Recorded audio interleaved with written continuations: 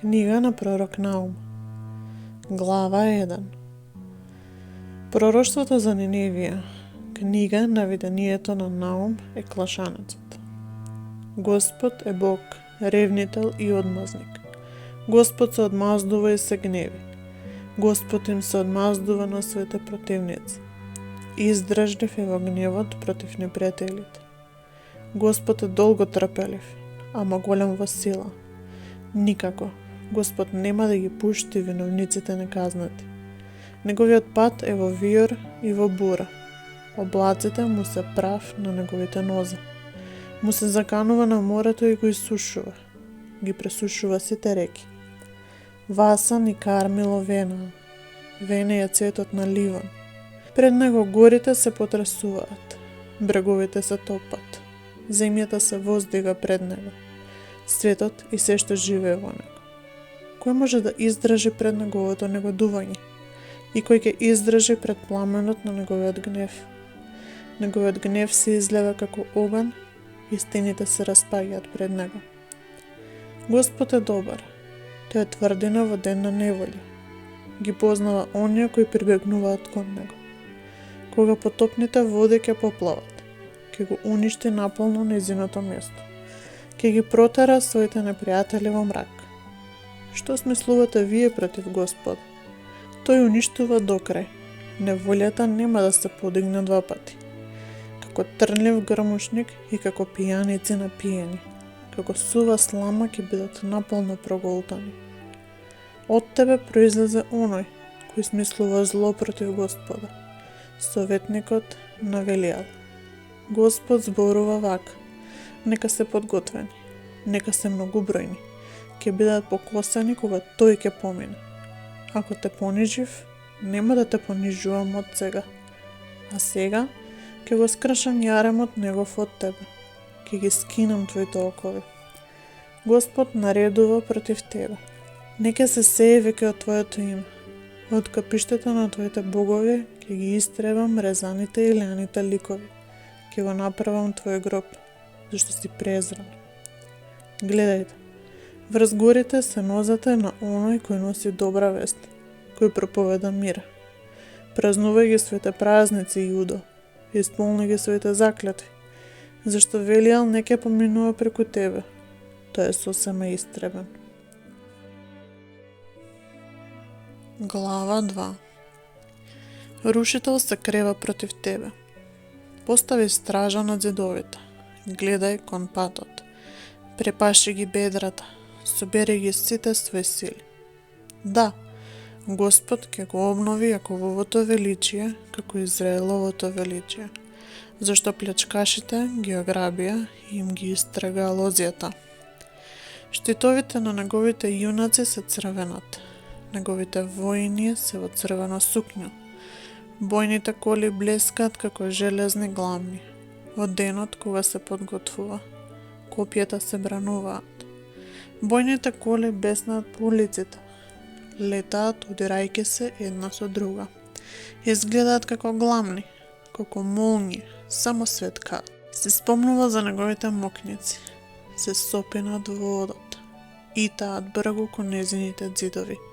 Опсадата веќе е поставена. Се отварат портите од реките, палатите се растопија. Таа која стоеше тврдо, беше свлечена и одведена. Низините робинки цвилат како гласот на голабите, се удираат во гради. Нинивија во своите дни беше како базен полн со вода. Тие бегаат сега. Застанете, застанете, но никој не се свртува. Грабете сребро, грабете злато. Му нема крај на благото, изобилство на скъпоценности. Ограбена е, напуштена, разурната е таа. Срцето се топи, колената треперат, измачување во секое бедро. На сите лицата им се побледени. Каде е јамата на лавовите и местото каде лавчињата се хранат? Каде лавот и лавицата и малите лавчиња одеа, никој не ги плашеше.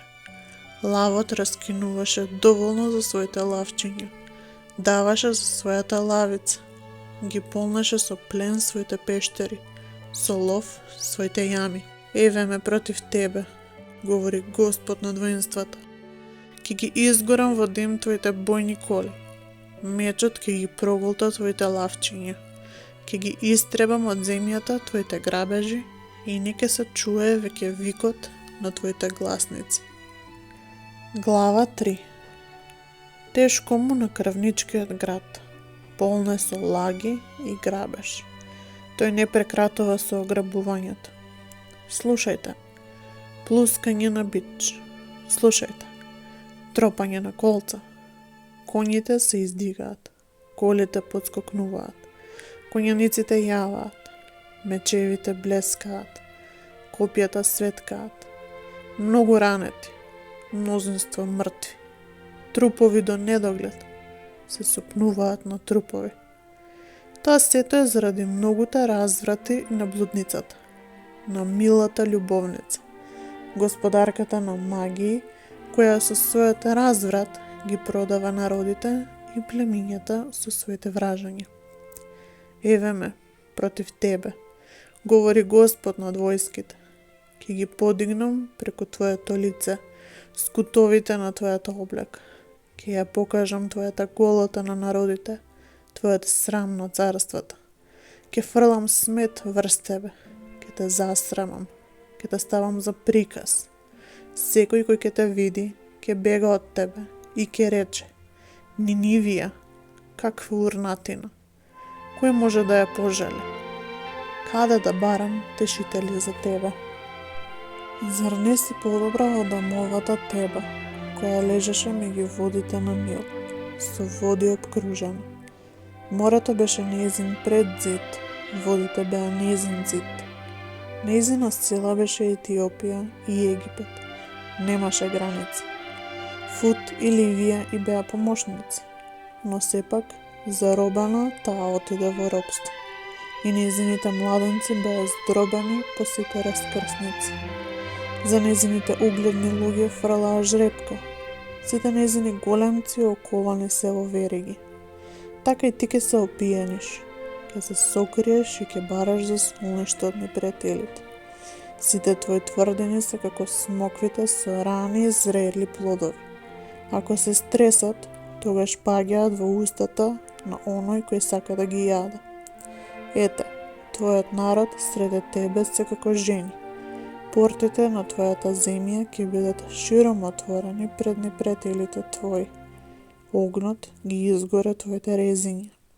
Нацрпи си вода за опсада, зацврсти ги своите утврди.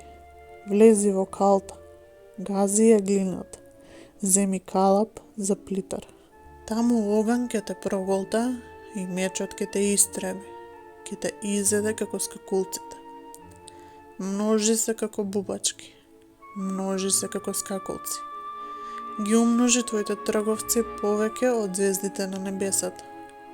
Но младите скакулци се слекуваат и одлетнуваат. Твоите кнезови се како скакулци, а военачалниците како рој скакулци, што седат под зидовите кога е студено, но кога сонцето ќе огрее, одлетнуваат и нивното место не се познава каде биле. Твоите пастири спијат, о царе Асирски, твоите мокници лежат, твојот народ се распрсна по горите. Никој веќе не може да го собере. Нема оздравување за твојата повреда. Твојата рана е неизлечива.